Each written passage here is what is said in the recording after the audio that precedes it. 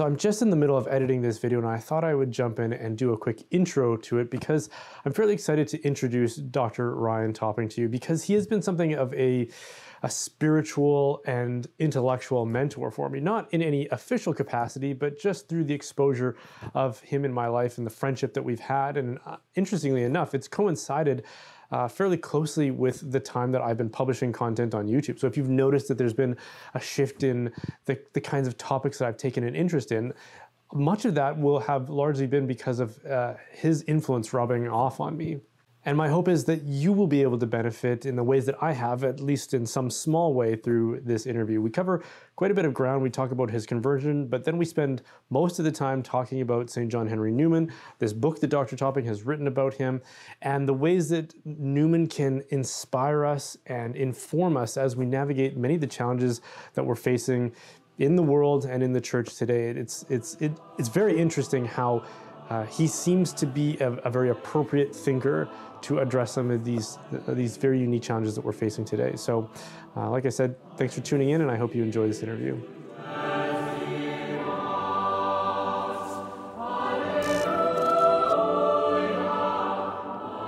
So, Dr. Ryan Topping, welcome. Thanks for joining me. Thank you for having me, Brian. Why don't we start a little bit with just about the work you do, and then maybe a bit about your own story and how you got involved in apostolic work and writing these kinds of books. Sure. Well, I work at a place called Newman Theological College, which is here in Edmonton in Canada. And it's a unique place. It's small, but it's unique because what we do is we've got a college and a seminary connected. And there are very few places in the world, actually, which cater to both audiences. So recently we started a Great Books program, and this Great Books program is something that all the priests now have to come through if they don't have the BA already. So they get to read Homer and Plato and Aristotle and Dante and Augustine and learn Latin. They learn how to sing chant and paint icons and do all kinds of wonderful things. So just imagine, Brian, we're gonna have priests in a few years who are steeped in the liberal arts. It's really a great work and a joy. So anyways, I work there, and then I also run a little institute called the Benedict XVI Institute. And what that is the outreach arm of this, of the college. And so there we're focused on evangelization and promoting vocations and good works like that. Great. Okay. And what about your own story? You're a convert to the Catholic Church. You spent quite a bit of time in other Christian traditions. What led you eventually to the Catholic Church? Grim fate, I suppose. My wife and I, we have 10 children. We're very blessed. Yep. And we both grew up Mennonite. So Mennonites are, they're from the Reformation. They're pacifists. They focus on the Bible. They're really good at building houses and making quilts. Okay. So I wasn't good at building houses, so I had to get out. So we both grew up this way, and when we were in our 20s, we went to Mennonite college. We married fairly early, and I was actually training to be a pastor, and at some point we felt too many contradictions that couldn't be borne. So we went off on this quest, and I'd been studying philosophy, so I had contact with St. Augustine and Dante and some of these very Catholic authors. So eventually we did come into the church when we were 28. Did you, when you were reading people like, say, Augustine or any other church father, did you get this, like, I don't know how someone who is committed to some sort of a Protestant position would read someone who, or even any text from that time where there's very clear demarcations of things like bishops and apostolic authority and the exercising of that authority through councils and things like that. Did you encounter that a lot in those writings? And if you did, how did that sit with you, or did it just not sit with you well? Well, there's this term called cognitive dissonance. Yeah. And I suppose eventually it catches up with you. But you can read a great deal, actually, of the past, without having to take all parts of it seriously. So reading Augustine, for example, Augustine is he's a great humanistic philosopher in the sense that anyone can read him. As opposed to Luther, you already have to be a Christian really to appreciate a lot of what he what his themes are. You know, sin, judgment, the conscience. And Thomas, again, he's more removed because he's just so darn tough. And you know, of course, anyone can eventually read him, but you have to be in the mind of the Middle Ages to understand what he's doing. Whereas Augustine is every man's philosopher. So you pick up the pages of the Confession, and golly, you see yourself. It's like a mirror of the soul. So that, I would say, that was my you know, rather ignorant encounter with the great tradition, is just seeing what I loved, and it was accidentally have professors that are good at this and good at that. But yeah, eventually it does catch up, and you wonder, like, hey, how come they have the cathedrals and I have my dumpy little box of a church, and how come they have these majestic saints? Catholicism, it seemed to me, when I was in my 20s, I'm in my 40s now, combines everything extreme. So on the one hand, you've got the St. Francis's, where everything is doffed off and you're as poor as dust. And on the other hand, you have the grand pageantry of the papacy, and of you know, the whole medieval life was ceremonial and majestic in that way, and it's all combined, and it's good. You know, whereas moderns tend to be, we tend to live in very bourgeois categories. That's to say, we elevate the middle class as though this is the thing to aspire to. Yes, that's right, of human civilization and culture. And anything that deviates outside of that is to be smacked down. Right. So that's not the Catholic Church. I remember once when we were not Catholic at the time. We were living in Winnipeg. We were living in a commune. So Mennonites like to live together, and this is a commune of sorts where we shared some money and some ministry together, but we prayed the liturgy hours. Because was it the Catholic liturgy of the hours, or was this like an Anglicanized? No, it was the Catholic liturgy of the hours, and the thing was, we knew we wanted. I think, like a lot of young people today, you see the edge of the abyss, you walk towards it, and you realize that after that abyss is nothing, is nihilism, and it's terrifying to behold. And so, I think some of our friends, we edged over that way, and it was either we're going to go fall into the sea of secularity, or you're going to pull back. And if you're going to pull back, you want to go deep. So we wanted to go deep. You didn't think that your existing tradition could keep you away from that edge?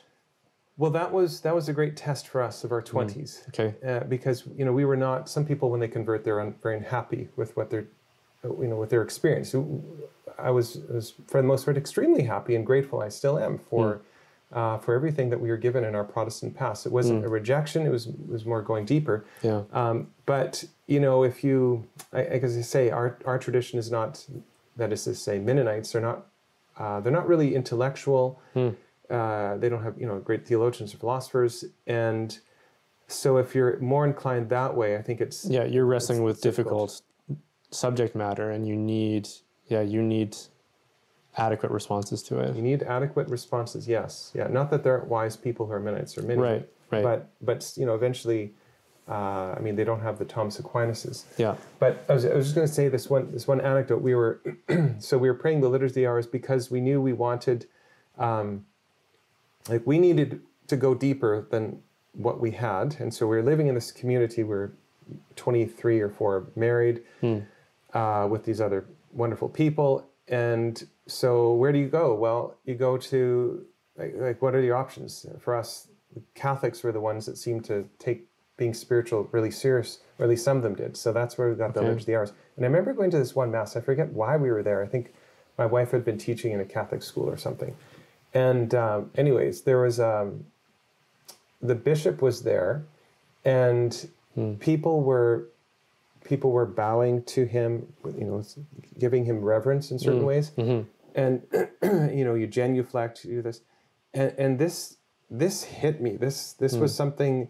It was like a splash of cold water, and why it hit me was because here was an example where you have one institution left that doesn't look like all the others. Now, if you go to the military, I hadn't any experience in the military, but there are pockets of this still where you have a sense of ordered hierarchy where everyone isn't on the same plane. Anyways, to my 23-year-old self, this was striking, and that didn't convince me that we have to be Catholic, but it knocked me to the head to recognize at least that whatever the Catholics are doing, they're doing something that's rooted more deeply than almost anything else in any other institution in our contemporary life, because they've been able to keep some kind of internal structure that no one else had.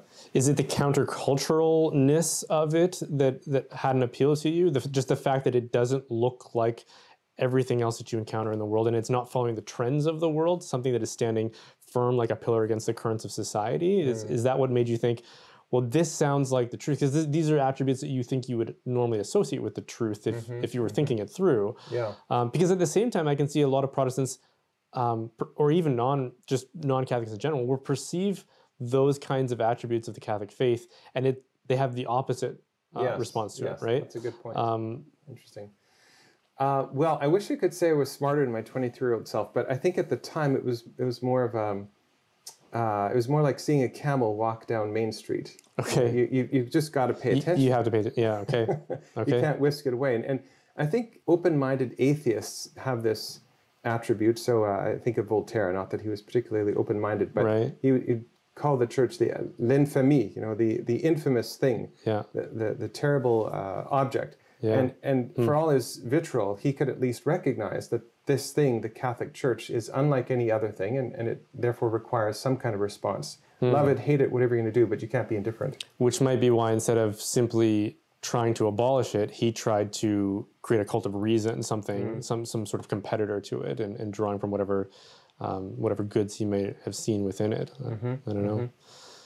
So you were going through this period of seeking and searching.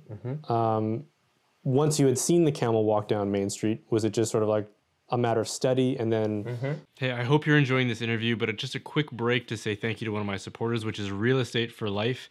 If you're somebody who is thinking about investing or buying in a new home, this is obviously a huge decision, and it helps to have someone helping you along the way who aligns with your beliefs. That's what Real Estate for Life can do for you. They have a network of real estate agents who sympathize with Christian and pro-family values. So check them out, realestateforlife.org. Well, I would say we knew all of about 3 Catholics at that point. One was a charismatic older gentleman.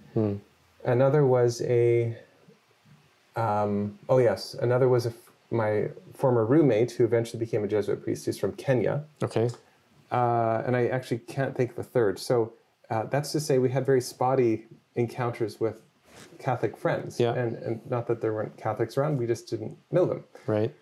So it was all a paper religion. This is something that Newman talks about. Okay. And it's maybe one reason why I felt personally very attracted to Newman.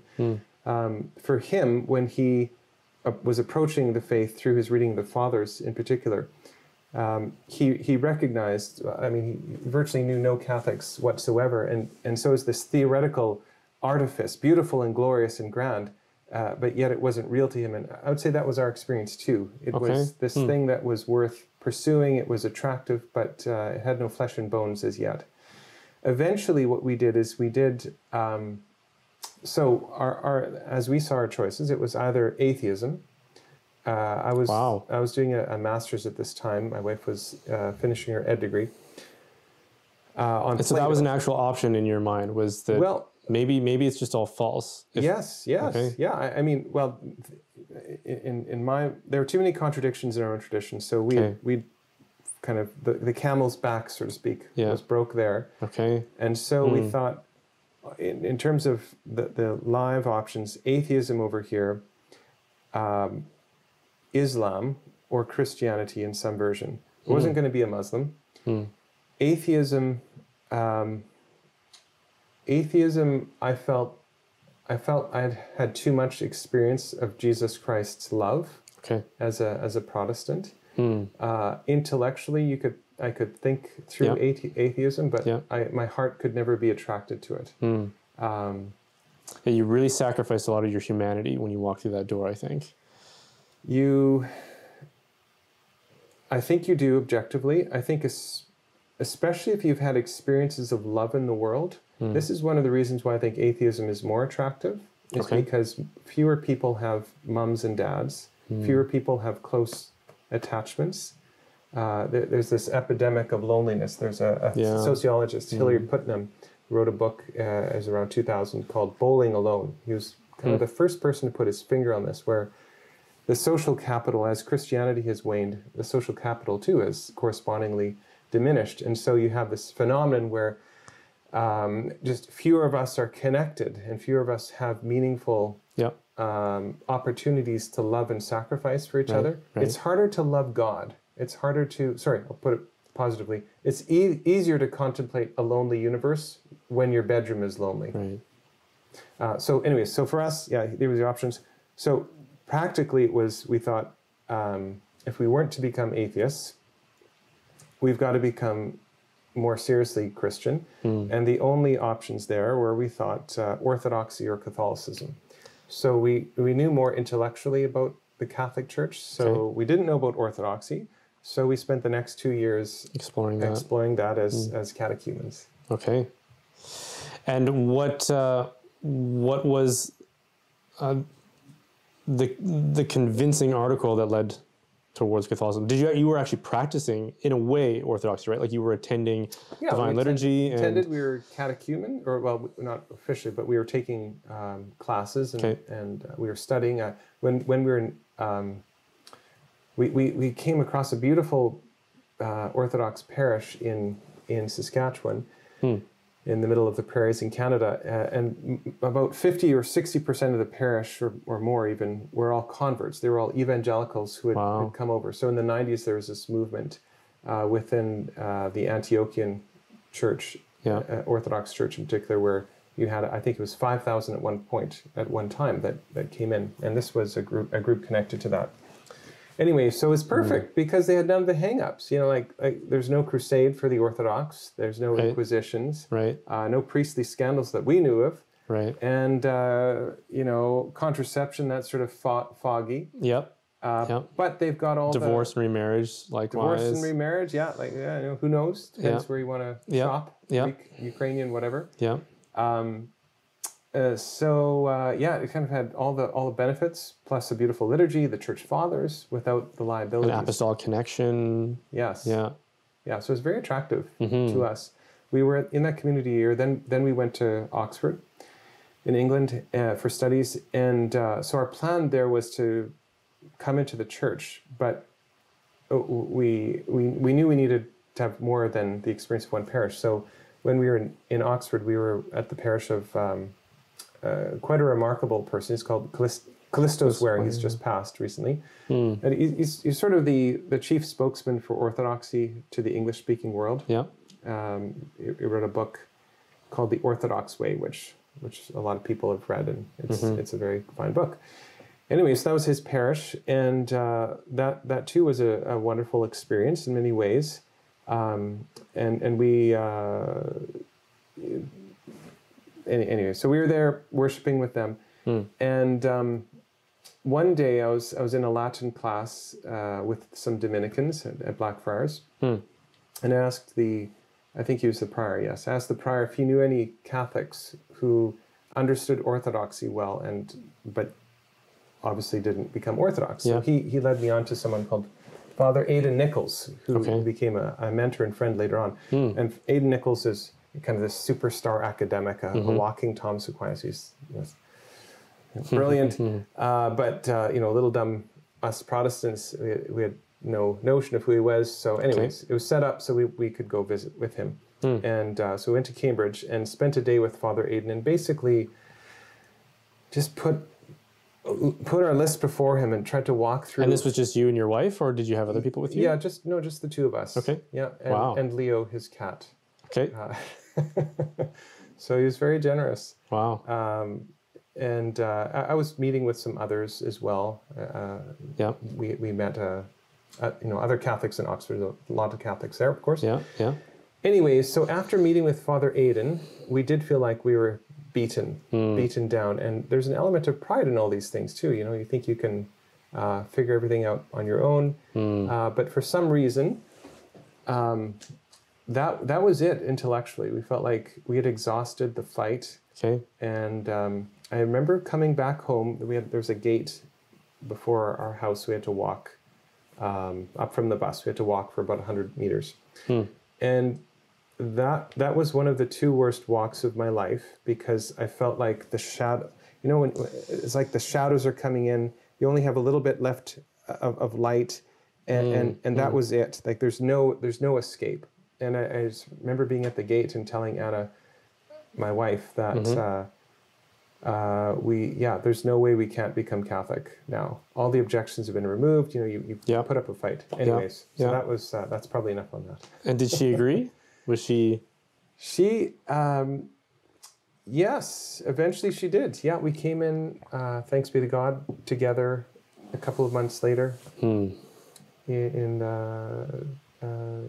At the end of Trinity term, I think it was, in the spring. Yeah. Great. Yeah. It's interesting the way you describe it as this sort of imposing darkness, kind of narrowing all the other options that were available. There's kind of a consolation in knowing that you have different paths you can take. But obviously, the more we live our lives, especially if we're living them well and according to God's providence, those paths should narrow, right? There should be one end that we're moving towards. And that can be kind of a terrifying thing. Like it's nice to have avenues of approach open to you. I know that when I converted as well, I was very much motivated by that question of truth. Catholicism, I didn't want to be true. There were other options that were available to me until I had resolved the certain theological questions that I had. But I wanted those other ones to be true for different reasons. And so when I... What was one? Well, evangelical. Or what was one reason that you wanted another option to be true? Sure, yeah. Well, there wasn't a lot in Catholicism that was attracting me. I didn't have the exposure to like a beautiful, reverent, pious Catholic spirituality that it sounds like you did. So what I was exposed to was kind of this post-conciliar baby boomer expression of the liturgy at a parish that had really gone full in on that. And I didn't know to look elsewhere because it seemed to me that Catholicism was Catholicism, right? You walk into a Catholic church and there's the clergy and there's the sacrament and here are the people and this is what it is. So take it or leave it. And so my experience of it was it didn't appeal to me culturally at all. The music, the songs, the witness of the people, just their expression of who they were, their identity, and the fact that there were no young people there. There was like a handful at most, and I pretty much already knew all of them. And so conversely, at the evangelical church I was going to, there was 1,000 young adults going every Sunday. Wow. The preaching was phenomenal. The music, while I now wouldn't really choose it because I've had my own preferences, let's say, formed by and conditioned by my own practice of the faith. Back then, I mean, it was praise and worship, and it was top tier. So the people that were there were very good at what they did, and it was very moving, and it closely aligned to, I think, my existing cultural persuasions or the things that appeal to me within the existing culture. And so I thought, well, this is the easiest transition. I can move over to this without having to sacrifice too much of what I already am, right? So I can just adopt this now Christian identity. I can get the benefit of, let's say, salvation, but I'm not going to be this sort of eccentric, lone young adult in a community of baby boomers doing things that I just don't. Because you moved to Catholicism from not being Christian at all. Yeah, right? yeah. And that's a little bit different from being some kind of Christian. Right. Why did you? I mean, we can not to pull you too far on this, but it's an interesting question to me. Why is it that in your case for you, why should truth be above beauty? Because the way you're describing it, there were beautiful aspects to communal life or this communal expression of 1,000 young adults. Right. Music that was appealing. Right. Preaching that's convincing. Why not? I think it's a real question people have. I have. Why should you go down the truth bunny trail as opposed to the beauty bunny trail? Yeah, because I didn't. To me, in my mind, there was no correlation between beauty and God. Okay. Beauty, and I wouldn't even thought of it in terms of beauty, more just what appeals to me, what satisfies, let's say, my appetites or my desires or my emotional longing. And I would say I was very much formed by this idea that beauty is in the eye of the beholder. Although, again, I wouldn't have expressed it in those terms. It would have just been, well, this is a matter of personal preference. But truth itself, that goes straight to the top, and that is immutable. And therefore, if I'm trying to find God, I need to be latching on to those firm foundations, the things that aren't merely a consequence of our own expressions of our preferences in something like art. So and at the same time, I didn't have any experience of beauty in the aesthetic form. I had never been to Europe, for example. I'd never, like, we live in Western Canada, where culturally we didn't really get going until after the war years, right? That's when we really established ourselves economically. And so whatever architectural feats we could achieve were informed by modernism, which is very much against notions of objective beauty, right? And so we don't have a lot of buildings, a lot of culture, a lot of heritage here that inspires that sense of awe when you encounter beauty through those kinds of forms. Interestingly, when I did go to Europe for the first time, was after I had become a Christian. And I remember, or after I'd become a Catholic. And I remember the first night we got there, it was in Vienna. Okay. Just walking down the street and being, I think, somewhat overwhelmed by just the general tone of design and beauty and culture in just your average building on your average street. But then turning a corner and seeing St. Stephen's Cathedral for the first time. And I didn't even get the full effect because it was dark. But I remember just being dumbfounded. I don't know what to do with this. This is so incredible. And that was just from the facade. And then going in and thinking, like, I don't even know how to process this. You know, there's so much to it. Right. Like it's almost a sense of that numinous awe. Walking down the street. Sure. But not absurd, but something that orients you towards goodness itself or truth itself, or and me not knowing how to connect those things, but just knowing that this is good. Whatever this is, it's beautiful. And so I didn't know that was an option. Up until that point, that was my first taste of it. That was my first glimpse of it. But it was still kind of remote. Even though I could stand in a building like that, it was still remote from my experience of being a Catholic, right? Because I was still going to go home and go back to this liturgy that was nothing like that. It just didn't connect to that at all, other than to the beauty of the sacraments, which is something that became more internalized, more mystical, less tangible, less... ironically sacramental, right?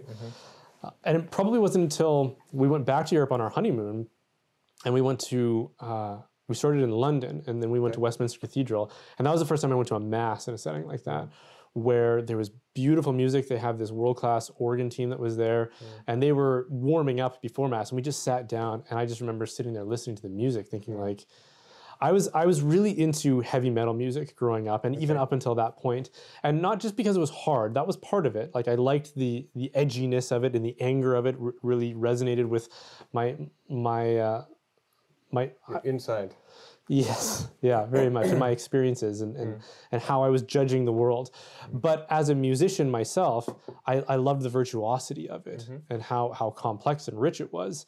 I could listen to the same song dozens and dozens of times and barely get bored of it because of the complexity of it. And here I was listening to this guy just do his warm-up on this organ, and I remember thinking, this is more incredible, more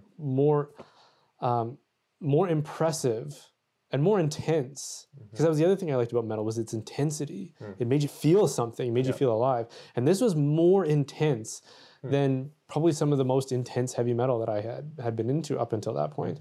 And so immediately I was like, well, this can be part of our faith. This can draw us out of ourselves and take us into some realm that is just bigger than us, more incredible. So can I just pause for a second? Yeah. So, and I'd like to see if we can make a link to Newman. So I asked you, why go down the beauty bunny trail? Right. Sorry, the truth bunny trail, not the beauty bunny trail. Yep.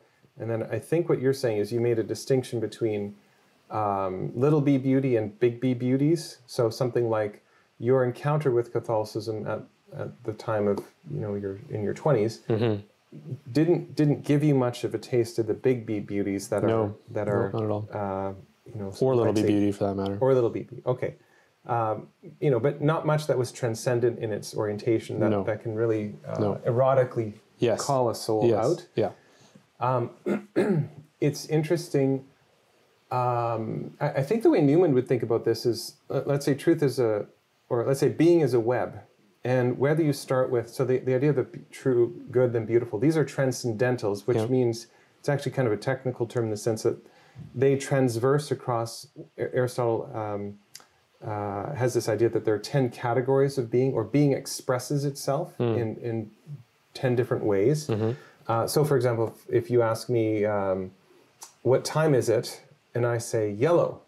Well, you're asking me a question about quantity, and I've responded under the category of quality.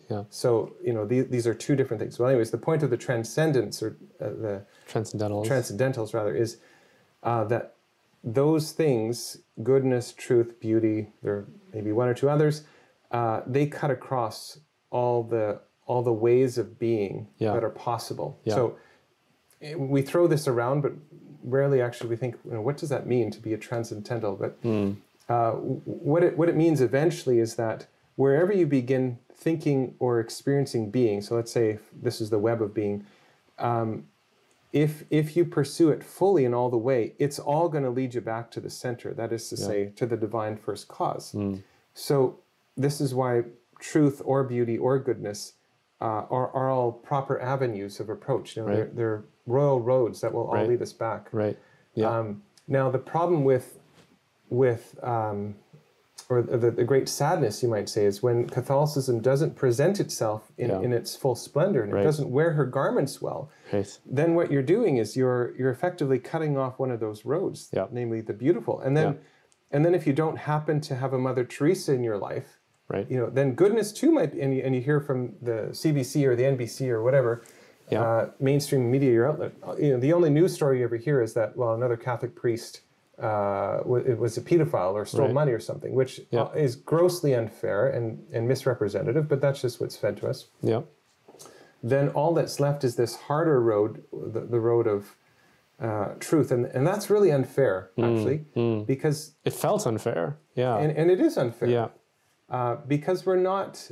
That's, you might say, that's doing damage to us as people, because we're not just talking heads. We're not ordered merely to think rationally about things, although in a superabundant sense of thinking rationally we are, but in the sense of, if we're going to distinguish the good and the true from, the true from the good and the beautiful, those actually in reality go together, and they go together in us. So and Newman is very attentive to that. He calls beauty one of the prophets of the gospel. It's maybe an analogy for me is like, if we think of the church as this ark, this refuge, there are so many of us that are just adrift out in the open waters, and anything that seems salvific, anything that could be a lifeline for us, it's like, oh, that's a thing. Like, we're so desperate, we lack so much. There's so little exposure that we have to what it is that fulfills our souls, that when we get a taste of it, in my case, it was just truth. That I was like, okay, that's better than nothing. Like, that's a raft at least, right? I will grab onto that. And luckily in my case, it was a raft that was tied to the ark, and I got pulled in, right? And I wonder, I mean, this is something that we'll talk about with respect to Newman and evangelization, but to overuse that analogy, it's like we need to be sending out more lifelines. Whatever will work with different people, I think. No, that's very good. That's very good. Exactly. Can I give you a stat? This is not what we said we'd talk about, but we're working at the Benedict XVI Institute. We're working right now on a project of vocations in Canada. And so we've conducted some new research, which is wonderful. Which will have relevance to vocations beyond just the Canadian border as well, obviously. Yes. I mean, there are insights there that are universal. Yes. But yeah. So we've just conducted some very interesting research, and we're preparing publications for it right now. Anyway, so last night I was working on some of this, and there's a huge study that was done a couple of years ago by CARA, and it's a think tank in Washington, D.C. Anyway, so what they did is they asked people, this was Catholic unmarried men, and they asked, have you ever thought of being a priest, one, and two, when did you think about it? When did you first think about it? So the first answer is 87% said no, never thought about it. So there's 13% left, okay? Yeah. And then even within that 13%, it's really only about 6% that thought about it with any significance. Seriously, yeah. So, okay, so here's 100 Catholics self-identifying, and then it's really, we're talking about 5-6% that have had an experience or an encounter in culture that has sparked that question. Hey, would you like to be a priest? Would you like to lay down your life for the Lord? So that's one measure of the temperature of Catholic culture in our time. It's turned too down. It's too cold. It needs to be heated up so that those questions are brought to mind. Yeah. Okay. Anyway, so 100, 5% ish. Okay, and then when they asked this subset of 13%, when did you first start thinking about it? 75% thought of it before. Okay, basically most people think about it before they're 18. Before, yeah. Okay, wow. so and a lot of those think about it even before they're a teenager. So I'm forgetting the stat. I think it's something like 60% thought about it before they were 15, somewhere in there. Okay. So what's going to happen? What that means is that are you very rational when you're 14? Well, kind of not. You have kids that are around that age. Or even if you are, it tends to be based on concepts rather than actual experience that you can relate it to. Yeah. It's paper, and it's your emotion, and you're thinking about your emotions. Yeah. So you've got it, but if you don't hit them, and another stat, like 95% of conversions happen before you're 20 to Christianity. Okay. So most people, if they're going to be not a Christian and then they are a Christian, for almost everyone, it's early on in life. So if you don't, in other words, if we don't hit them, I like your image, with these life rafts, chuck it out, another beautiful mass. Yes. Give us some more incense here. Give us some fancy music that's going to blow people away because it's rooted in 1,000 years of tradition. Yeah. If those tentacles aren't being thrown out, so that when you're young, you bump into them, right? Almost everyone else is going to float down the sorry stream and miss the boat. Yeah. And that's in fact what's happening statistically. And there are other, what appear to be lifelines being thrown out to them that are attractive, even if they seem compromised. It's like, well, this is something, at least is something to build a life on. There are lots of Titanics racing through the seas. That's right. And they're impressive looking. They are. Yeah. They are. Yeah. Golly, come join me. Come be an environmentalist. There's I think a question that I have, a question worth asking, I think, even for those in leadership in churchy organizations is, why are our young people so fragile and so prey to the stupidest ideas? And I don't mean that with disrespect. Yeah. I just mean ideas. I mean that with full respect. Okay. Why are we so prey to ideas that, if you thought through them a little bit, actually are either incoherent, right, or only addressing one part of reality, or are just plainly false? Okay. So take environmentalism. I think there's a lot that's clever and wise about caring about the environment. So I'm not saying that conservation is a dumb idea. Conservation is an absolutely Christian imperative. Yeah. Mennonites are especially good at this. You recycle your beer cans. You never. Well, first of all, you shouldn't drink, but when you do, you recycle. Yeah. Anyways, okay, but the mainstream environmentalist movement prioritizes birds and bees and animals above man. Yes. Okay, so men and women are the thing to be ruined, suppressed. So you have therefore abortion, therefore you have sterilization, therefore you have failing demography. Well, a question that we should be putting to ourselves is, why are young people so desperate to find some cause? So we become a-religious or irreligious, hence the rise of the nuns. So this is one of the themes of the book is this phenomenon of having in Canada, it's now, I think it's 40%, it's about 40% of people who are millennials and down are nuns. So that means they have no religious, you don't even check a box. Those people aren't doing nothing with their lives.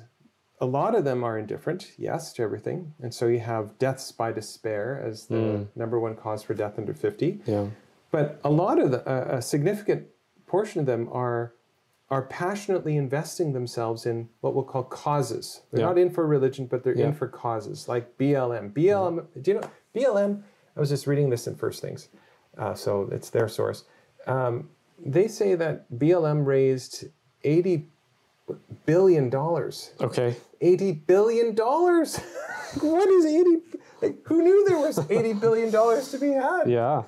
No kidding. Brian, if some, like, who's out there that has even one of those? What is our problem? No kidding. Donate to your YouTube channel. I mean, think of what the good you could do. Absolutely. Like even $1 million. Absolutely. Yeah.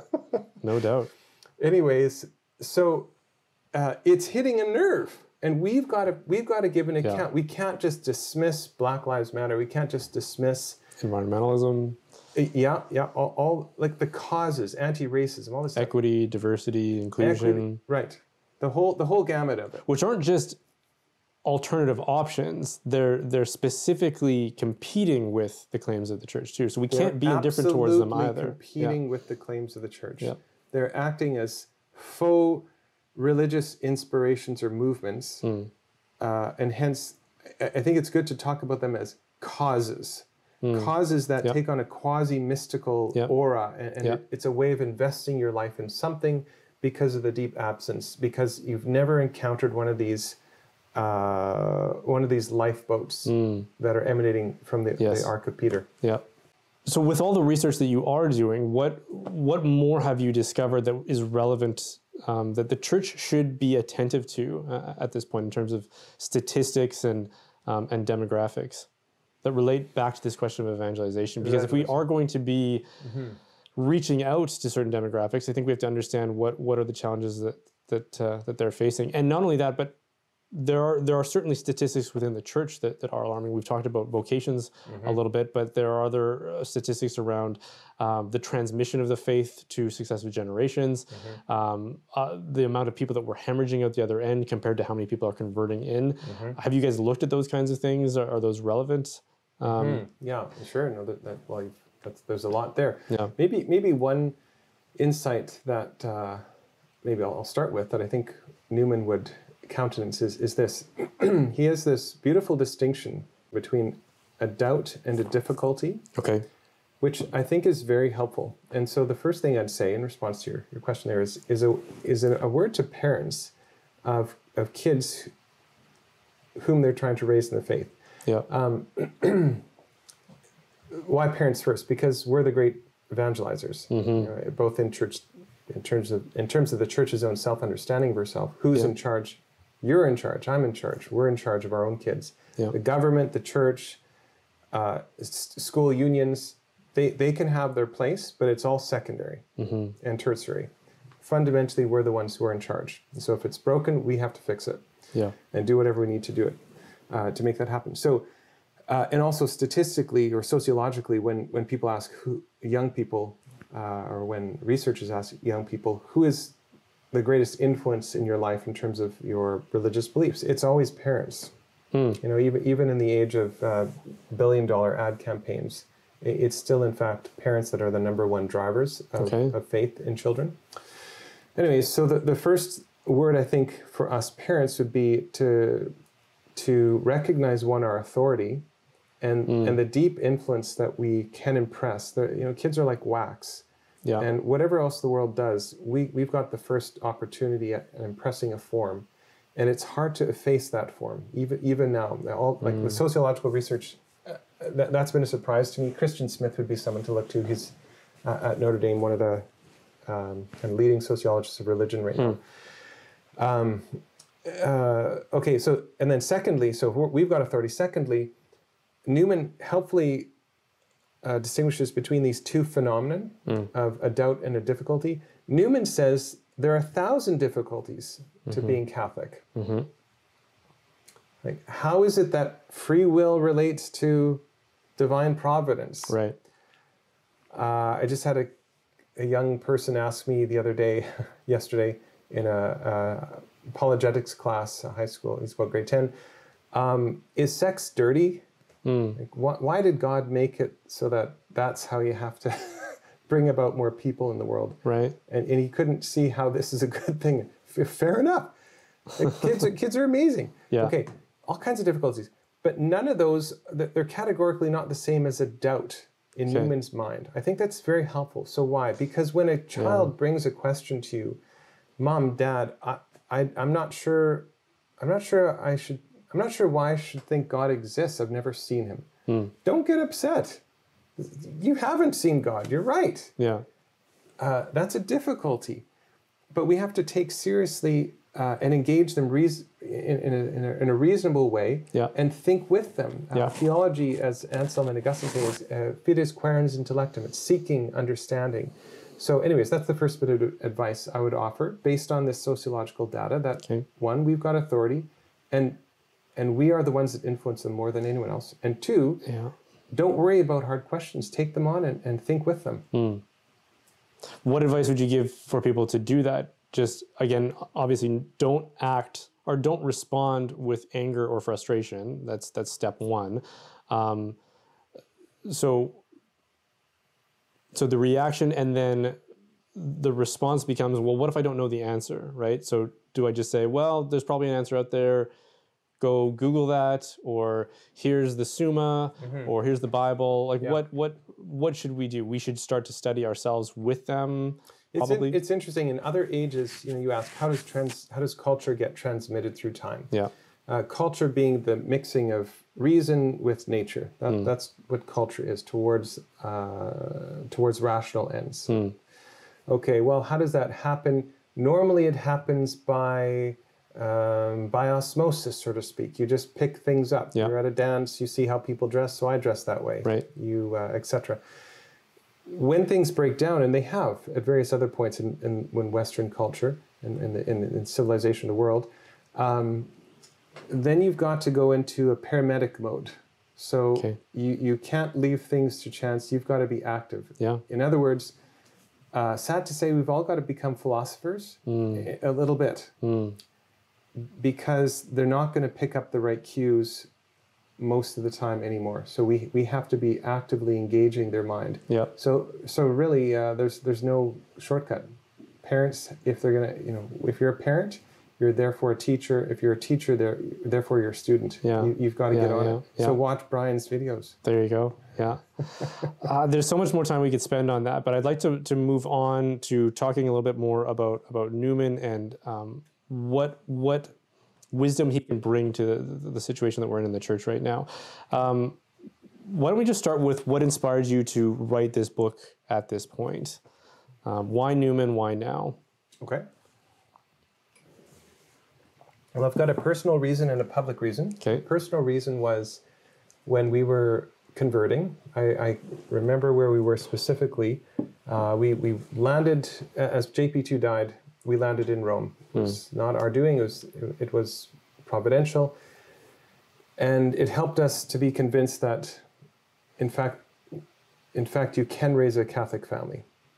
Our last act of opposition to being Catholic was we didn't know any examples. Yeah. So our imagination wasn't converted. Right. And we knew we wanted to have kids. We knew what it was like to raise them in the Protestant world. Yep. So there we were at his funeral with 3 million others, or whatever the count was, and they're all under 30 and they're all pretty happy.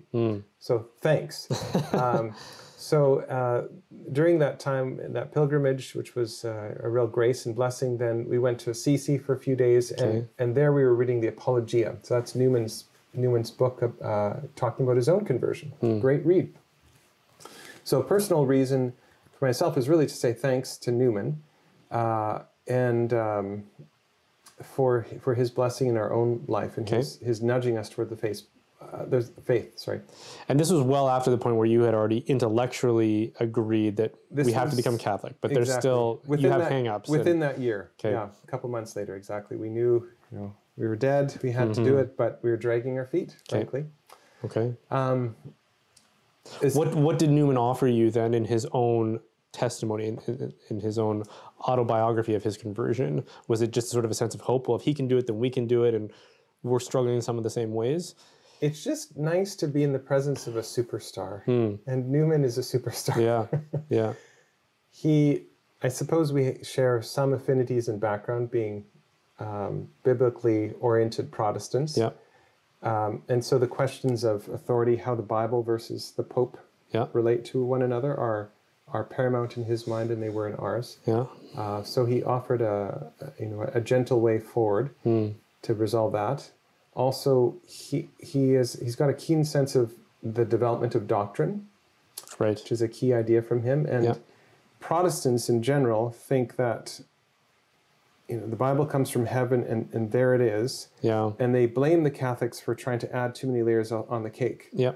Whereas Newman saw and documents well and then accounts beautifully for the fact that, yes, the faith is once delivered by the apostles, by our Lord himself, but like an oak or like an acorn, it has work to do. Right. And so that's what the church is engaged in over time, is making more full and making more elaborate and beautiful things that are once already given. That's worth spending some time on too, because I think that a lot of people take the development of doctrine to mean, and this is why I think Newman has appeal on all sides of the church, whether we're talking traditional or more liberal, whereas the liberals will take him to mean that, oh, well, then therefore anything goes. Like doctrines can be developed into whatever we want them to be developed into. And then the Orthodox get a little bit sort of like, oh, I don't like this Newman guy, or what's he getting at? And simultaneously, maybe some of the prejudices that he had prior to coming to those conclusions remind me of someone like C.S. Lewis, who didn't get there, who described the church as being like this jungle, like it's just way overgrown. And probably within there's a nucleus of the true and authentic faith, the mere Christianity, maybe he would have called it. But it's so overgrown that you have to kind of whack down all these weeds and jungle to get there. My sense of the development of doctrine isn't that the church is overgrown, rather that it's just become refined down. Like it was maybe delivered, this is not the greatest word, but in a crude way and sort of an unrefined way. And then the church, like an artist, taking a piece of marble, has been slowly kind of just refining it into something that's more explicit and more easy to comprehend to anybody, even from a distance. Whereas before you had to really kind of wrestle with it and see the shape within the stone, I think. And that's to me what development of doctrine means. It doesn't mean that we've got this piece of artwork, like a sculpture, that is maybe a portrait of somebody or a bust, and we want to change it into something abstract or something like a dog or an animal or something like that. We're not changing it from one thing to another, but we are still making changes to it. Yeah, we're making it more itself. We're making it into a more refined, a more explicit, a more detailed portrait, which is what we set out to do in the beginning. Yes. Newman had, on that, Michelangelo once, when speaking about the David, his arguably greatest sculpture, he was asked, well, how did you do it? Well, all I did, he said, is I got rid of all that was not David. Right. And I like your image. That's another way to think about it. I'm not aware that Newman ever uses that image, although... No, I don't think so. Although I might just not know it, he could. But I think that's apt, that, yes, you could think of it as a tree, and that looks a little bit more like a jungle in Lewis's terminology. I think there's a truth to that. But yes, I think what you say is right too. You could think of development as a refinement. And yet it's a refinement that always needs to be looking back to the original form. Yes. So, and Michelangelo would think that way too. You've got this idea of which is in God's mind, the idea of David in its perfected beauty, and you're trying to approximate that. So does it mean that the chisel can make a mistake now and again? Yes, it can. Yes. And so you can self-correct because there is this idea of this, you might say, superabundant reality of what David looks like or what the church is. Yeah. Yeah. So both images are fine. Well, Newman, I like what you say. He's got to appeal to everybody. Yes, he does. For one thing, he's just fantastically beautiful to read. He's hard. He's hard, but if you get into him a little, have a little bit of patience, then the waves wash over your ears and over your eyes, and that process is eventually soothing because it's so beautifully ordered. Anyways, in one of his books, the idea of the development of doctrine, he gives these 7 marks, and he explores what each of these criterion are for true development versus false development. So he's anticipated that, and it's, great people can be abused. I think Newman has been abused, especially on the question of conscience. Perhaps in development would be the other main area. No, Newman is the friend of great things. It's interesting. In his day, he was accused by some churchmen of being of the liberal camp. After his conversion. Yes. Once he became a Catholic, that's right. There was. He said he had to have his second conversion because now the Catholic religion wasn't merely on paper. It was something he was encountering, and golly, it was full of bumps and bruises. And he was deeply misunderstood for much of his life. He was only really rehabilitated, you might say, finally and publicly at his elevation to the cardinalship by Pope Leo XIII. And it's at that point that he gives his beautiful speech. It's his Gettysburg Address. It's called the Bigoletto Address, where he describes the whole of his life's work as a battle against theological liberalism. So anyone who, this is where these sort of categories obviously don't fit well with great thinkers and great people. It's not liberal versus progressive or versus conservative. It's really for us orthodoxy versus heterodoxy. And orthodoxy is generous. It's like a set of lines that you drive on. So it's not. It allows for order and allows for new creative insight and to get somewhere. If you efface those lines, it might seem like freedom, but it just ends up with a lot of crashes. You just get stuck. Or that exactly.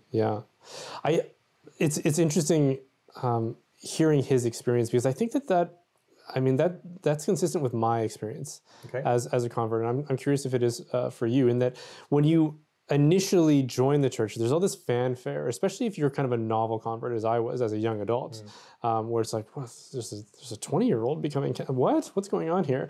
And so I was something of a minor celebrity in my parish at the time. But then as soon as I came in, I was ready to go. Okay, let's do the work of the church. And at that point, it was sort of like, oh, no. We don't want you to stir the pot. We like things just smooth and easy in the status quo. And it sounds like, and I faced accusations in my attempts to try to perform or participate in the apostolic life of the church. And he did obviously as well. He was misunderstood. He was mischaracterized. I think that's important for Catholics to understand about converts, is that it's first of all not very easy becoming Catholic, and second of all, you deal with this strange paradox of at once being overly accepted, but then also opposed in some respects too, as you try to integrate into the efforts and the mission of the church. I don't know, was your experience like that at all? Well, maybe a little bit. I think Newman would say that this is in providence. If you read the lives of the saints, you often find, well, none of us gets out of here unscathed, for one thing. And suffering usually has a beneficial effect. Not that we want to inflict it on others. But when it is received, it's in providence. And I think the benefit that it has, I think Newman would say this about his own life, is that it purifies our intentions, and it helps us to distinguish between self-will and the will of God. And those things which are truly of the will of God, we're able to suffer through for them. If we're doing things merely for our sake, then suffering is something we don't have an appetite for. This was Newman's experience. Yeah. He experienced a great deal of it. He was brought to court, for example, once, convicted, in fact. Chesterton had a similar experience a generation later. And a lot of his projects failed. Yeah. So he starts this Catholic university in Ireland. He was one time editor of a prominent magazine. And in those two examples, just to take those two, you know, from the outside, he had some successes. I mean, we got the idea of the university. The great book was from that experience of being rector of the Catholic university. But he had to abandon both projects after not really seeing them through. So this too is part of providence, and none of us escapes the need for purity, and I think none of us includes us converts. Why? Especially because we've been given a lot. Converts have a keen eye usually for what's at stake in becoming Catholic, and so we have a great gift to offer the church. And we've really scrutinized the church on the way in, so we know where some of the wrinkles are and some of the things that were a difficulty to us that we might want to smooth out for other potential converts. So I think it is something to be pondered, and especially in the last, let's say, 25 years. You were talking about statistics again. Yes, there's a Pew study done a while ago, not so long ago, about who's leaving and who's coming in to the Catholic Church, and the general picture is we're bleeding at a far greater rate than we're bringing in converts. But what happens to those who leave are most of them just become lost in the soup of secularity. They become part of the sea of nuns. And then others of them find their way back into Christianity through evangelical expressions. So that's what's happening there. On the uptake, generally what we're doing is we're taking from the most educated and most committed of the evangelicals. That's where a lot of our conversions are coming. Other places too, but that's a significant number. So I think if you're going to be a convert, you're going to pay a price, and it's okay, because you're going to be called upon to do something. You're likely to be called upon to do something that others aren't maybe as equipped to do. Right. One of the challenges that I didn't anticipate many challenges in becoming Catholic. I thought they would welcome me in, which they certainly did, but that then as someone who's ready to get my hands dirty and to start working in a sort of a missionary way, that if I recognized that there were weak points in the church, or let's say the Ark, that I would say, okay, let's tackle this project here. I thought, well, they would enthusiastically do it, right? It's sort of like when there's a trend on YouTube of these videos of people who are landscapers, or they mow lawns and things like that, right? And so they will see an overgrown yard, and then they'll go and talk to the owner and say, hey, can I just cut this for free? And I shoot it on YouTube and put it on YouTube. Generally the owners are like, oh, thank goodness. Yeah, I'm suffering from a back injury or whatever, and I can't do it. And so that's what I felt like as a convert coming in, thinking like, oh, they're going to be so appreciative of my ability to just identify this weakness here and try to fill the gap in the line. And one of the challenges that like I said, I didn't anticipate was a response where so many Catholics were thinking, we don't need to do that. Well, I had talked about smoothing out the wrinkles before. One of the things I was really conscious of coming in was, as a convert, I was leaving behind a lot of people. And I was coming into a church not because I wanted to, not because it was the most attractive to me, but because I recognized that it had something that I needed, that it was salvific for me, that it was going to be an antidote to my ailments. And similarly, other people that I was not deliberately, not intentionally leaving behind, but just by virtue of the fact that they wanted to stay where they were, they also had needs that the church could fulfill. And so what could we do as a church to evangelize them?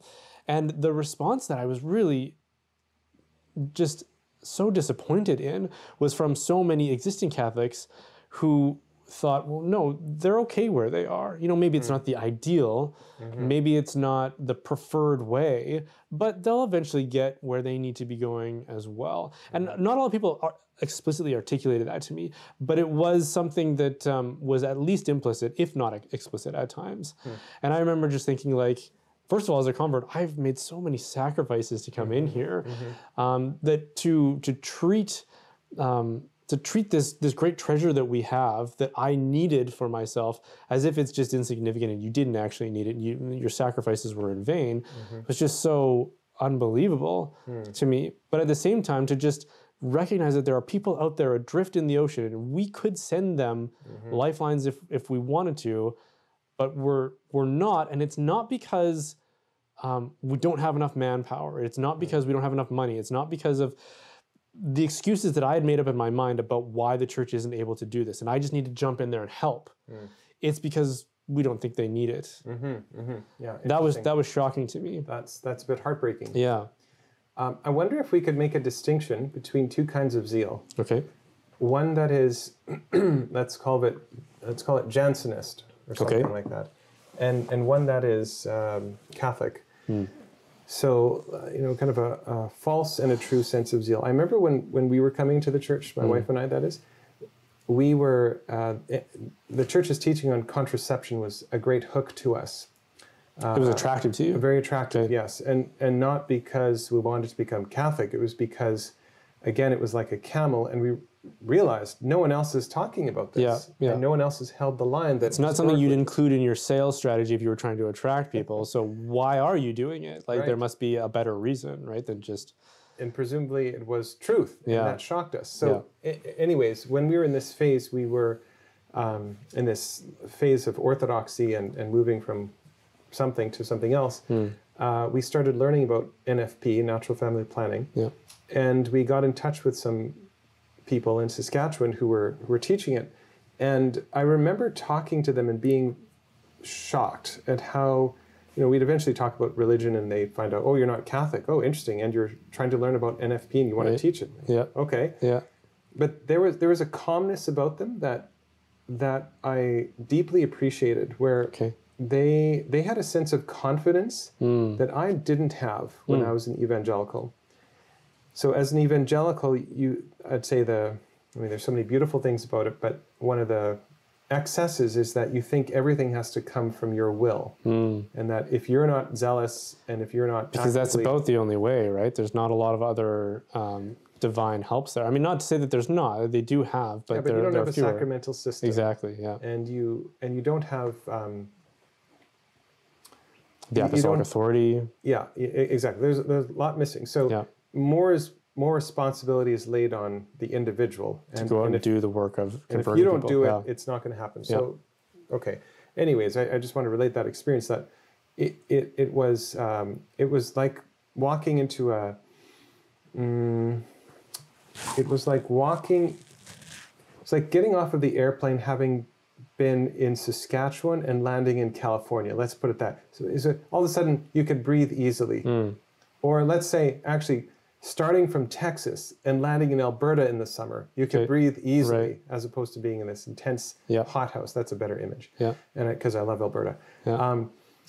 So there's a repose in truth and in God's power that maybe is a good way of understanding zeal. It doesn't negate the need to do these other things. But I do think that the Catholic approach is a little bit different than the evangelical on that front. Yeah. And I wonder, even for you and for me, and for other converts, there's probably this transition phase where you're, where we're still sorting out what is the Catholic approach to active apostolic work, and I think it's got to be, and this is where people like Newman can help. Newman can breed, reading people like Newman, like Augustine, like Saint Therese, like the doctors of the church. They give you a sense of recognition that God is in control. The world may go to hell, but it won't go all the way to hell. Yeah. Because the kingdom of God will prevail against it. Yeah. And we need to have that kind of repose and moderation. Okay. This is something that's not present often in some circles in Catholic circles, there's a great sense sometimes of indignation and of a capacity to see what's wrong with this or what's wrong with that, and that's proper, but even indignation has to be moderated. Yeah, of course. And it's moderated, I think, by being in touch with saints who are better than us and thinkers who are better than us, because they see more, and it helps us to realize the church has been through a lot before. Yeah, absolutely. So I guess my concern, I mean, that's a good distinction. From where my vantage point as a recent convert was that, I have family members, I have friends who are still out there adrift. And maybe there's a kind of confidence among some to sort of say, the lifelines are out there, it's up to God. But there were some who were saying, pull those lifelines in. Where they are is actually good for them. Right. And we want to affirm them and congratulate them. And that to me was more sort of the shocking kind. They kind of would actually oppose someone trying to send them out. So I get that. But I think that we agree, and I think hopefully most people would also agree watching this, that evangelization is important. We do need to send those lifelines out. The church does have something beautiful, something precious that it can offer. It offers life, it offers faith, it offers salvation, it offers eternal life. And to withhold those things from people is not an act of love by any stretch. I think we can all get there, right? Yeah, absolutely. So the question then for me becomes, what wisdom does Newman have about how to go about sending out those lifelines so that not only will they be out there, but that they will be persuasive, they will be seen for what they are, and people will readily want to grab hold of them and be pulled into the ark? Great question. Three things come to mind. Okay. So the first is that the church needs to be fully herself and not to hide her bushel, not to clip her wings, not to suppress her traditions. There's a line I often think of from Newman where he says, religion without orthodoxy, without doctrine, is as the heat of a corpse, true for a time, but sure to fail. It's a nice image, isn't it? Yeah. That's effective. It is effective. So, in other words, and all the sociology points this way. If you reduce the demands of religion, you reduce the desirability of religion. Yeah. So, and there's a great irony in that, because I can understand why people think that those demands are a burden and that they are. They obstruct people's way.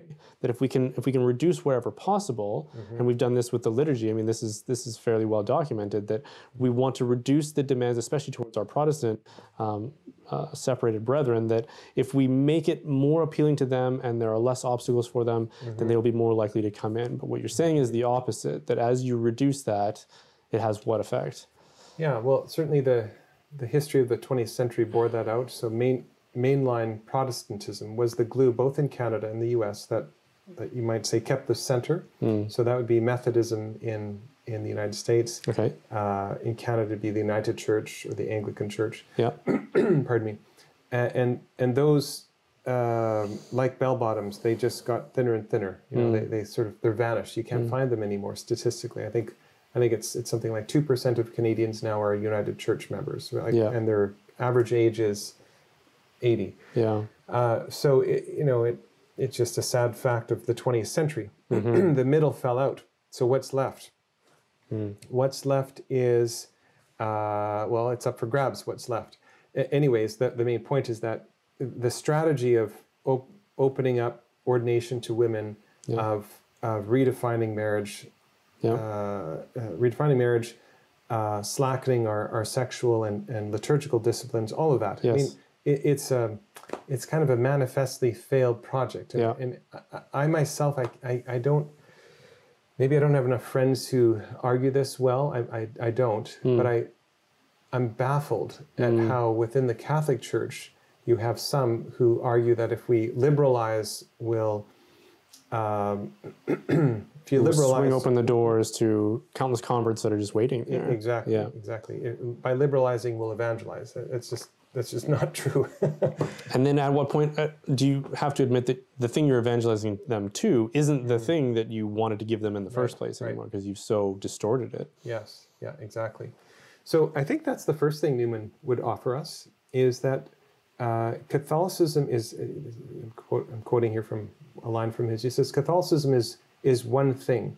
In other words, it is not something that is open to the revision of men and women. Though there is development, it's actually something that's given from the outside. Right. It's a matter of revelation. And so to tamper with that, to tamper with our liturgies, to tamper with our sexual doctrines, think of the wars that have been fought. I mean, from one point of view, the whole of the Reformation was a war over sexual morality, especially with England. Are you going to let the king? Right. Are you going to let the king go on with another marriage? Yeah. And the Pope said no. And what did she lost the second most important kingdom of Europe. Right. England went her own way. Right.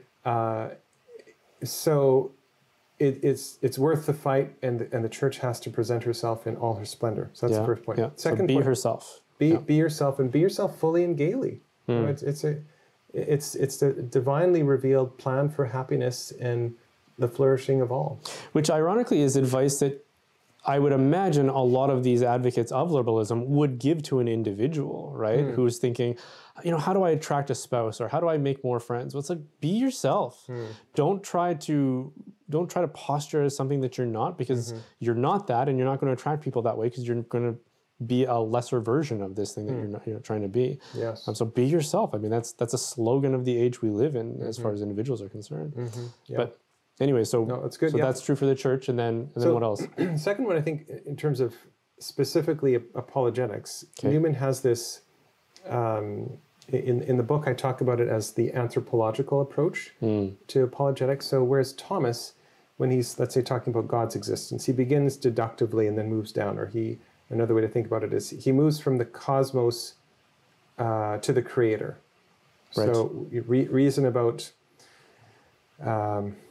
material things, and eventually you're going to recognize, there's a first cause that's external to these external things. Big picture.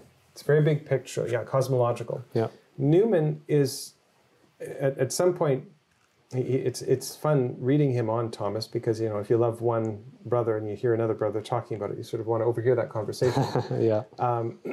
So at one point in particular, I'm not aware of him ever dismissing those arguments, but he clearly says, I don't think they're as effective for most people. So he doesn't love them in the sense that he doesn't think that they're apt at this point in time for most people. Right. His approach, as opposed to starting from the cosmos, is to start from the microcosm of ourselves. So that's why I termed it the anthropological approach, where you begin with the restlessness of the heart. You begin with the experience of moral evil and of pain and of suffering. These are hooks that all of us have within us. And then what you do is you begin reasoning out from there. Well, why is it? So if you take the problem of evil, let's say, or the experience of evil, why do I care? Yeah. If I care deeply, it must imply other things about the way the universe is ordered. That is to say, if I'm upset at this person cheating me, if I don't like the way that person's been treated, it must be because there's a thing called justice. It must be. Yeah. And where's that? And that gets you on the train of thinking about causation. Right. Fulton Sheen, I think, was a master of this in the 20th century. Yeah. And he's quite explicit about this too in his autobiography, Jars of Clay. Or Treasure in Jars of Clay. He talks about, he reflects on his own experience as an evangelist. He's really the Billy Graham, the premier Catholic evangelist in the 20th century. And he says that his approach was always to start with the disorder in man, which is known to us and is immediately evident and experienced by anyone individually. And then you move from that experience of disorder to thinking about the remedy of order. Right. And I think Bishop Barron has a similar model. Okay. And I admire him greatly for his promotion of an evangelization that engages beauty and engages the subjective experience of people, not to leave us in our subjective wallowings, but as a hook to bring us out. Yeah. So that's an approach to apologetics. I think it goes without saying that we do need apologetics. I mean, there are people, and that's always been my first instinct too, right? Is if someone's struggling, if someone, like a friend I know that is struggling in their faith, or maybe they've stopped attending Mass, my first instinct is to go, well, I'm going to argue you back in, right? Like, what is your intellectual difficulty? Because that's the only reason you could be in the state that you're in, right? And the reason that's my first instinct is because that's how I imagine my own struggles to have been. Although I'm probably just not as attentive to some of the other ways that the church has drawn me in and kept me there. But nonetheless, apologetics is one way to help certain people. One of my favorite apologists often says you got to scratch where it itches, right? In other words, certain people have certain hangups, and you have to have a conversation with them. You have to accompany them, maybe if we want to use what the popular language of today, and figure out where are you struggling, or what's drawing you elsewhere, perhaps. Get to know that person and find those things out, and then start to use opportunities to witness to them, to show them that the church is the thing that not only is it not the thing that they might have prejudices against, but it's the thing that they will find fulfillment and happiness within. So why do you think people are against apologetics? Because I have encountered that now and again. Yeah, well, probably it could be a temperamental thing too, right? If I say that my first instinct is to turn to the intellectual side, if there's people with an opposing temperament, or a sort of a polar opposite temperament, where it's more a matter of the heart for them, and that they see that as being too remote from the human experience, or too inhuman, maybe even, they won't see that as being effective, right? They're drawing from what would be attractive to them. And I think we both need to recognize, wherever we land in sort of the temperament spectrum, that there are people just like you, and there are people that will be drawn to the things that you are drawn to, but there are people who will be drawn to other things. And so we all need to be maybe more receptive to the different kinds of voices and gifts that exist within the church. We're saying, let's do it this way too, not exclusively, but we need to be attentive to this as well. And then there's also the indifferentism, the whole, that's too combative, that's too confrontational. People are good where they are. You don't need to force them in. If they want to become Catholic, great. If they don't, that's okay too, right? Yeah. I think they see it as proselytism, right, which has a lot of negative connotations within the church today. So. Well, if I'm going too fast on the road, I just got another speeding ticket yesterday. I'd like my wife or someone in the car to say, slow down. And I think that's the Catholic view of apologetics. It's saying, slow down. It's not to destroy your freedom. It's not to attack your reason. It's to charitably help you to see the good that you're not seeing at that moment. Yeah.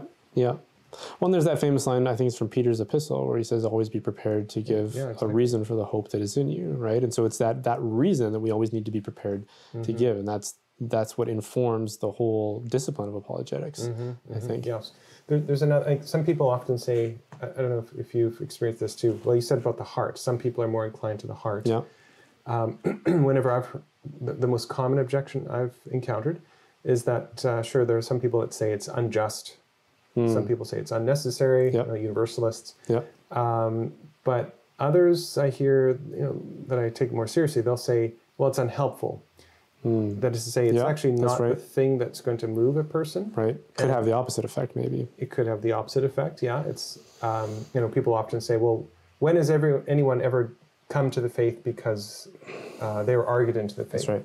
And so to me, that's at least personally, the strongest objection that I think about. Myself, I actually don't, I think that's true and false. So in a way, of course, no one is argued into anything abstracted. In the sense that a single debate, they're not going to come out the other end of that being like, well, I guess I'm Catholic now, Brian, right? How did you get your wife to, how did you bamboozle her and convince her to eventually come away? It's not because of any one... With spreadsheets and data and, exactly. Look, I'll be useful to you, darling, at some point. Exactly, okay, so nothing important happens that way. No. Of course, but maybe to use another image, a violent one, sorry, but if you think of the landing at Normandy in 1944, April, or June. D-Day, well, of course the planes, the that dropped the bombs on the beach. Okay, like that didn't win the day. Use that think of that as arguments. Yep. That doesn't itself move softens anyone. up the opposition, though. But it prepares the way. Yeah. It makes it possible for the next line of force to come in, Yep. or of invitation to move away from that image. And I think argument is like that. Newman certainly thinks he's got this beautiful line, or this term. He calls it the illative sense. And what he means by that is he's grabbing onto something that Aristotle develops in his concept of sophrosune, where he's prudence, and Newman calls it the illative sense, by which he means, okay, he asks the question, how is it that we come to have conviction about important things? And he says it's through, it's because 100 reasons eventually line up and convince us. It's rarely because of one deductive argument. It's rarely because of one conversation. But all those conversations taken together form, he uses this image, as a link, which taken singly, that one argument, or as a rope, singly, that one strand isn't very strong, but when you add them up together, they become like a link. They accumulate. That can't be moved. And I think, now, another thing is when you ask nuns, NONES, why are you not religious? Among the top two reasons is because I don't think it's true, and because Christianity is falsified by science, or that there's some contradiction there. Yeah. Well, how do you get that belief? You were argued into it, so we have to argue them out of it. Right. I think there are no good reasons not to give support to apologetics. It's something.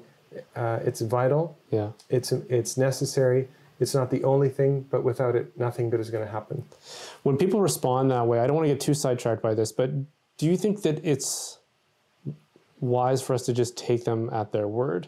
Like, I imagine someone, you could do a survey of people and say, why aren't you excessively wealthy? Okay. And they might say, because I'm not greedy. Oh, yeah. Right? Nice. Rather than, I just didn't work hard enough. You know, I had certain opportunities that were given to me, and I just didn't, I'm a little too lazy, right? Or I'm just not ambitious enough, or I'm not smart enough, or whatever. Yep. But the truth is, if it was within grasp, most people would take wealth, right? And they would seek it, and they would choose it. Okay.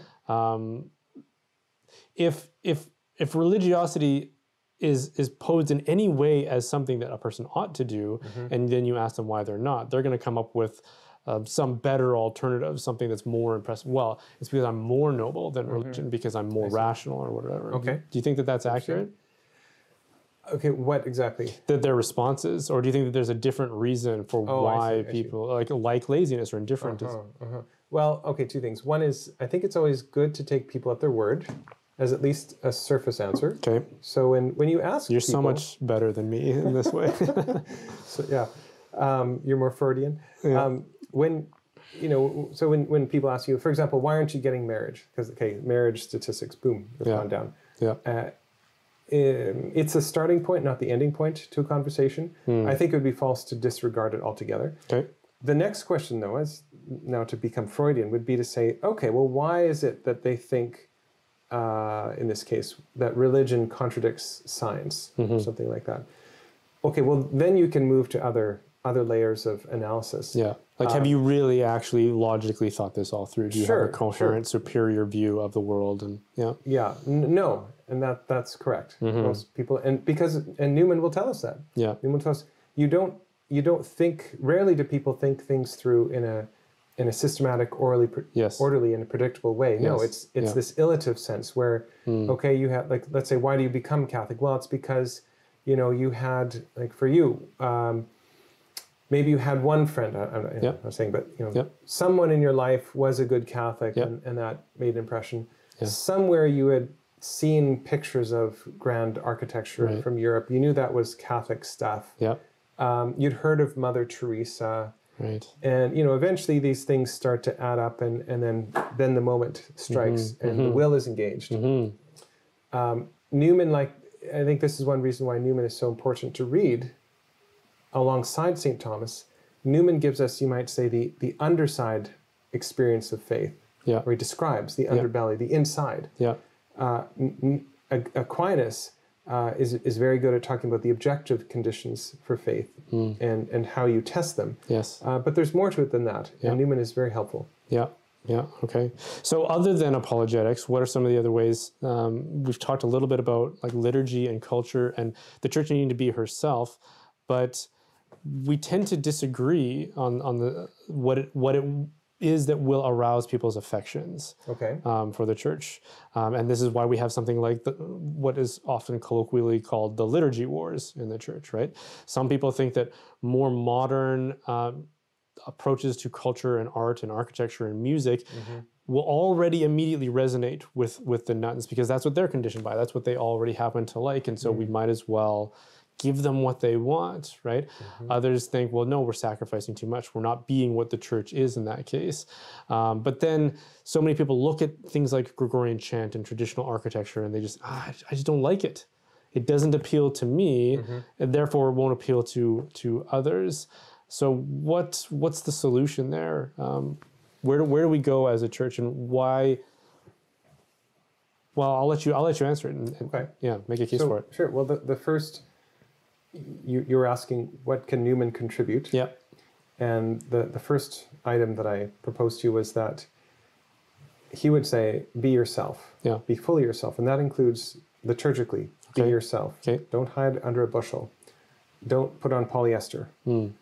For your liturgical garments. Okay, so we could go into that more if they think that's good. The second idea was that Newman, what was the one we were just talking about? Apologetics. Yeah. Yes. Newman, yes, that's right, would encourage the anthropological approach to apologetics. Okay. So this is why Barron is effective. He takes what people are already interested in, or he'll talk about the movies that are now being watched, let's say, and he'll try to pull down from that something that can be a connecting point to theology and to something transcendent. Right. Okay, so Newman is like that. The third prong, I think, in Newman's strategy for cultural renewal and evangelization would be something like acquiring repose in the face of turbulence. Okay. Acquiring repose in the face of turbulence. So we were talking before about zeal, these two different senses of zeal. I think so here I'm referring to Newman's deep love for and grasp of history. Okay. Newman has another beautiful line where he says, to be deep in history is to cease to be Protestant. To cease to be secular as well. Often quoted, yeah. Yes, it's a good one. It's worth it. Newman, in his own biography, his own journey to Catholicism, came that way through the study of the Church Fathers and through history. Okay. He offers us, he's not the only one who can do this, but he does this very well. He offers a reason for remaining composed and settling ourselves in the depth of the sea, even when the surface is rippling and filled with turmoil. And it's just the case that a deeper knowledge of the past and of what the church has gone through tends to have that effect on us, because you can see patterns. You can see, well, we had these... Yeah, this isn't unprecedented. It's not unprecedented. We've had this 200-year blip. Oh yeah, that was 700 years ago. That was a bad 200 years. Right. Oh, God, we're not in the 7th century. Yeah. To give one example, when people talk about the Dark Ages, it's only really warranted between, let's say, the 6th and 9th century, somewhere in there. Otherwise, you can't talk about it as a dark age. So between 1050 and 1200, somewhere in there, 150-year period, every pope, if my recollection is correct, every pope was a canon lawyer. Okay, so you have this movement, Cluny, this great Benedictine abbey in the heart of Europe, in France. And what they're doing, other things are falling apart, politically, spiritually, educationally. Yeah. And then what they do is they transplanted several hundred of these abbeys. And it's this slow fermentation in it. And then on the papal side, it took 150 years of reform work. And then what happens is 1200, you get this champagne bottle that blows up. all over Europe. The High Middle Ages. Within 50 years, you've got you've got 50 cathedrals from 1200. You've got the universities that blow up. You've got Gregorian chant that takes on a new expression in polyphony. You've got the Crusades, which are an expression not of sadness or nihilism, but of riotous joy and love of one's own. I mean, it's a long phenomenon, but it's at least that. A new exuberance for goodness and justice in the Holy Land. Anyways, so the work, our work is now to plant seeds of renewal that we're not going to see bear fruit. And we have to be happy about that. And we can be happy about that because we take a very long view. And sorry to the environmentalists and sorry to the nihilists. They're going to be gone, but the work of the church will keep going. Right. So there are a lot of, let's say, commentators out there right now who are of the view, or at least something approaching this, that the season of the church we're in right now, this era, is one of the worst, if not the worst. And obviously, if you are fluent in the history in some of these other time periods, you would be more reluctant to accept a claim like that. But there's plenty that we could talk about, that we could complain about in the life of the church today. There are better and more capable communicators who are in the habit of doing that, and so I don't really want to spend much time doing it now. But what can you say about reasons for optimism, and maybe even inspired by the way that Newman would approach the period that we're living in? That should give us reasons to anticipate that there will be seasons in which the seeds we're planting now will flourish and bear good fruit. Okay, sure. Well, I think the fundamental reason, maybe I'll name two from Newman. The first and most important is that we know what the future looks like, and the future is good. We look to an eschaton, not to utopia. So whatever we do, we can, with St. Paul, recognize that what no eye has seen, nor ear has heard, nor the mind of man conceived, God has prepared for those who love him. And so the future is always far better than our past. This is a great reason for hope, even if, like Edith Stein, you end up in a death camp. Not that we wish for death camps. No. But the kind of, what we hold on to is hope, not optimism. Right. And hope is a theological virtue whose object is the divine. It's not in politics, it's not in culture, though those things matter. So just quite simply, each one of us are rooted in an eternal arc that lands in the beatific vision. And that's the most fundamental reason for joy and for hope, because we know where we're going. So that perdures. Temporally, are there reasons for hope? I don't know. Optimism. Because Opus Dei's founder, St. Jose Maria Escriva, he often talks about in his little books, like the fact that Christians need to be optimists and should be optimists. And I think what he means is that because of our eschatological hope, we therefore approach worldly events and worldly affairs with a kind of zeal and energy that wouldn't be there otherwise. So even on the temporal level, is there reason for goodness and encouragement?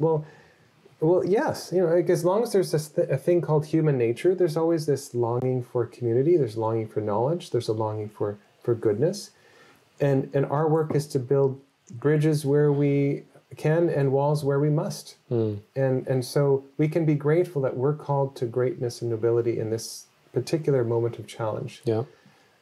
That's a reason to wake up every morning with gratitude for. Because you have the opportunity, I have the opportunity to be saints under these conditions, which no one else has quite been given. Right. Newman has this line beautifully, it's a homily, it's his most famous sermon called The Second Spring. He's got this line where he says, it's May right now. We mourn over the blossoms of May because they are to wither, but we know withal that May is one day to have revenge upon November by the revolution of that solemn circle which never stops, which teaches us in our height of hope ever to be sober, and in our depths of desolation never to despair. And he gave that homily as as the church, I think it was 1852, as the church in England was for the first time since the Reformation able to found its own dioceses and publicly expand her mission. And he predicted that there's going to be a second spring. He thought that the Church of the Martyrs was incapable of not bearing good fruit. And insofar as you have periods of martyrdom, we have currently 3,000 Christians who are martyred every year. Yeah. Christians are the most persecuted group. I think it's one out of 9 in the world live under what's deemed by a certain organization intense persecution. This can't help but bear good fruit. And how it works out, we'll see. Mm-hmm. Yeah, very good. Okay, well, that's probably a good place to wrap it up. So, Dr. Ryan Topping, author of Thinking as Though God Exists. You can pick this up on Amazon. Where else? Anywhere else? I don't know. You don't know? Okay, well, go out there and Google it. This is what the cover looks like, and thanks again for joining us. Thank you, Brian. Okay. Thanks for the conversation. Yeah, for sure. Chris? Hey, thanks for watching. The reason I can continue making content like this is because of the generous support of my viewers. If you are able to support the work I'm doing, there are a couple of ways you can do that: by donating through my website or by joining my online community, The Reinforcements. Both can be done by visiting brianholdsworth.ca, the .ca because that's how we internet in Canada. And of course, don't forget to like and subscribe. And again, thanks for watching.